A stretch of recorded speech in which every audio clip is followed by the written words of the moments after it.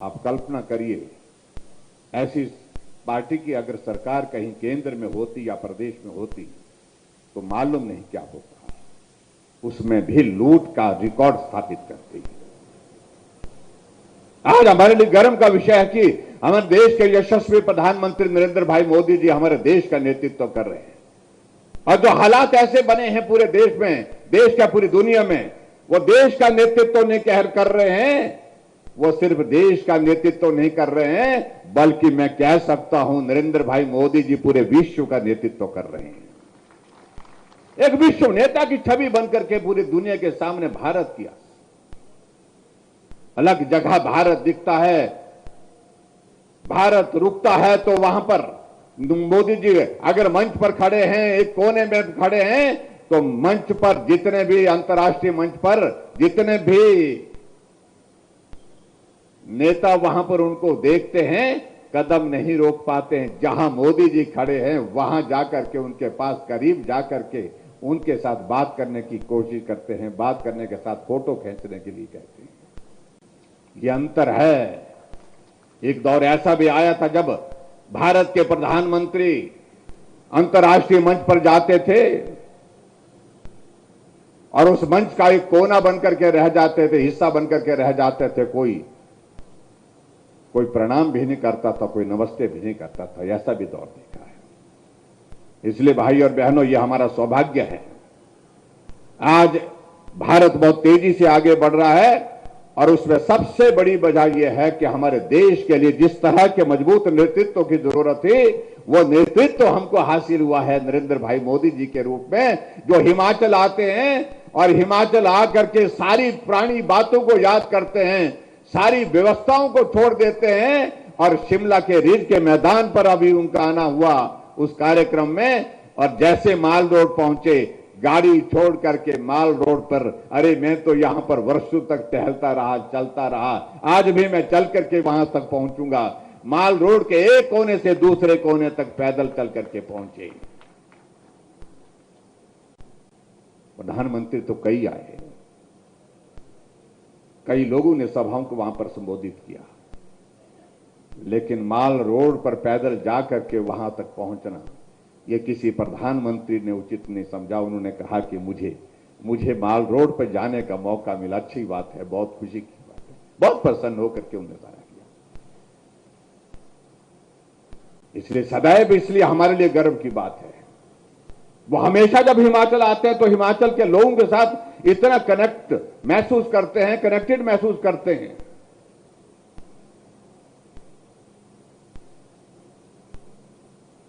और हमेशा कहते हैं जब मैं हिमाचल आता हूं तो मुझे लगता है कि मैं अपने घर आया।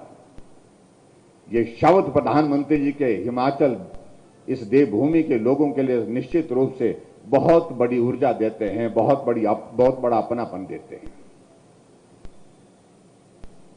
लेकिन भाई और बहनों, ये सफर 4.5 वर्ष का कार्यकाल का पूरा हुआ और 4.5 वर्ष के कार्यकाल में जो आपका सहयोग मिला, समर्थन मिला, उसके लिए आप सबका अभिनंदन, आप सबका धन्यवाद। लेकिन आने वाले समय में जो चुनौतियों का दौर आने वाला है, उसके लिए सबसे ज्यादा अगर कहीं परिश्रम करना होगा, मेहनत करनी होगी, तो वो सबसे ज्यादा मेहनत करने वाले आप यहां पर बैठे हैं। और मुझे पूरा भरोसा, मैं आपके चेहरे पर इस बात को देख सकता हूं। अब की बार आप लोगों ने ठान ली है, और ठान ली है जो पहले नहीं हुआ, अब की बार करके छोड़ेंगे। भाजपा की सरकार है, फिर भाजपा की सरकार बना करके छोड़ेंगे। इस बात का जो है आप लोगों ने एक तरह का जो है जोश और जुनून के साथ ऐलान किया है, और निश्चित रूप से इसमें हम सफल भी होंगे।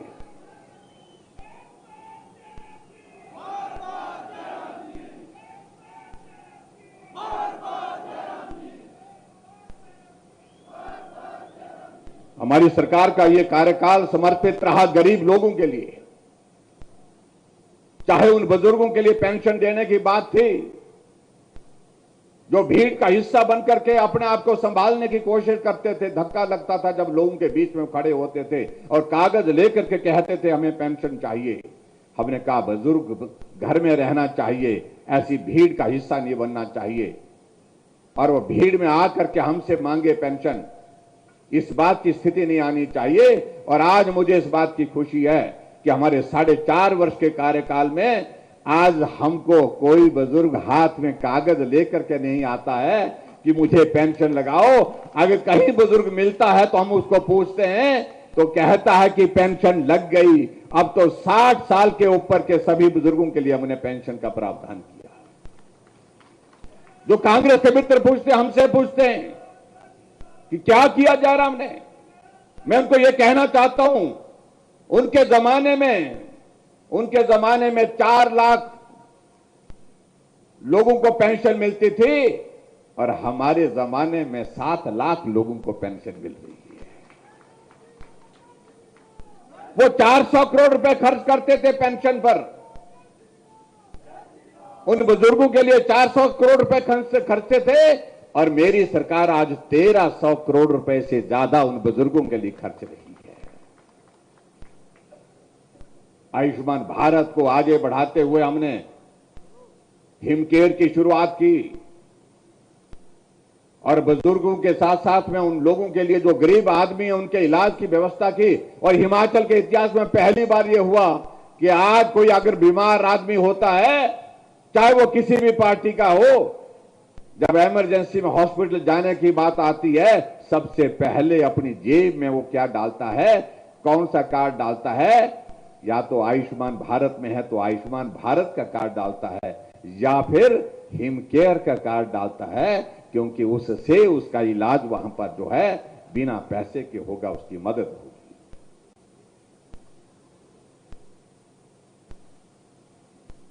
हर घर में गैस का चूल्हा होना चाहिए, ये गरीब आदमी सोचता था लेकिन कल्पना करता था।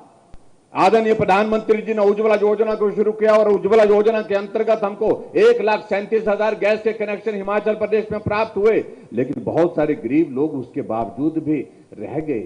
महिलाएं कहने लगी कि इनके घर में तो गैस का चूल्हा आ गया लेकिन हमारे तो अभी पहुंचा नहीं। हमने कहा चिंता मत करिए, हमने तय किया कि जितने भी घर बाकी बचे हैं उनके लिए भी हम अपनी सरकार की योजना चलाएंगे।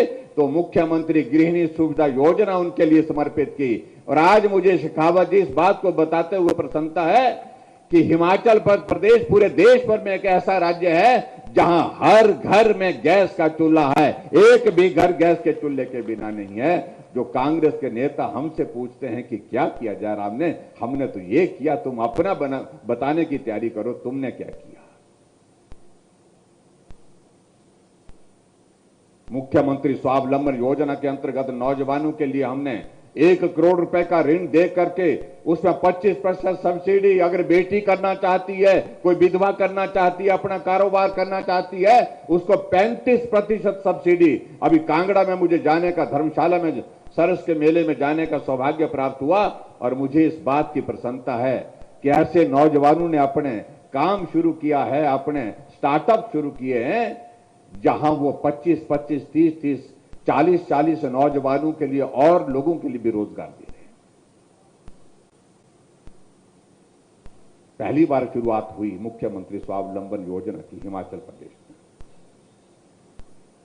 सहारा योजना का जिक्र यहां पर कर रहे थे आदरणीय खन्ना जी, और ये तो जीवन से जुड़ी ऐसी घटना है जिस घटना ने मुझे दिल तक छुआ कि एक पार्टी का हमारा साथी जो है वो किसी का एक्सीडेंट हो गया और मैं उस गांव में जाकर के जब कार्यक्रम करने के लिए गया हुआ था, जब गांव के बीच में चौराहे में हमने बैठक की, कार्यक्रम किया, उसके बाद जब चलने लगा तो उसके परिवार के किसी साथी ने हमें कहा कि आप घर के अंदर आइए जरा, कोई आदमी मिलना चाहता है।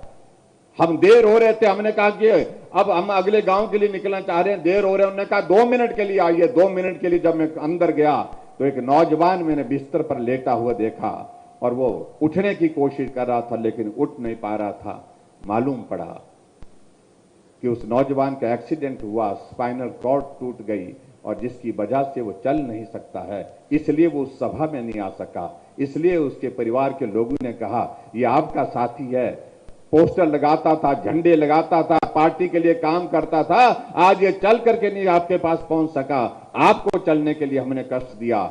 ऐसे लोगों के बारे में कुछ सोचना चाहिए। कभी आप बड़े आदमी बनेंगे तो इस बारे में जरूर सोचना। जीवन को दिल को छू गई वो बात, और उस दिन मैंने तय किया कभी मौका मिलेगा तो मैं ऐसे लोगों के लिए अलग से कुछ मदद करने का रास्ता ढूंढूंगा। सरकार बनी, मुझे मुख्यमंत्री बनने का सौभाग्य आप सबके आशीर्वाद से और पार्टी के हमारे केंद्र के नेताओं के आशीर्वाद से मिला, तो हमने वो काम पूरा किया। आज 20,000 ऐसे लोग जो बिस्तर पर पड़े हैं लेकिन अपना काम भी खुद नहीं कर पाते, ऐसी परिस्थिति है। और उनके लिए हमने तय किया कि हमने उनके खाते में उनका रजिस्ट्रेशन करके 3,000 रुपए हर महीने उनको मदद डाल रहे हैं। कभी कांग्रेस की पार्टी जो सत्ता में इतने लंबे समय तक रही, कभी उन्हें सोचा, कभी कल्पना की कि कभी इस प्रकार से भी सोचा जा सकता है, ऐसे भी गरीब आदमी की उस लाचार बेबस आदमी की मदद की जा सकती है। ये सपना कभी कांग्रेस को सोचने का हो ही नहीं सकता है, ये लक्ष्य भी नहीं होता है गरीब आदमी के लिए मदद करने की। और इसलिए हमने कहा है कि जहां गरीब वहां हम, गरीब के करीब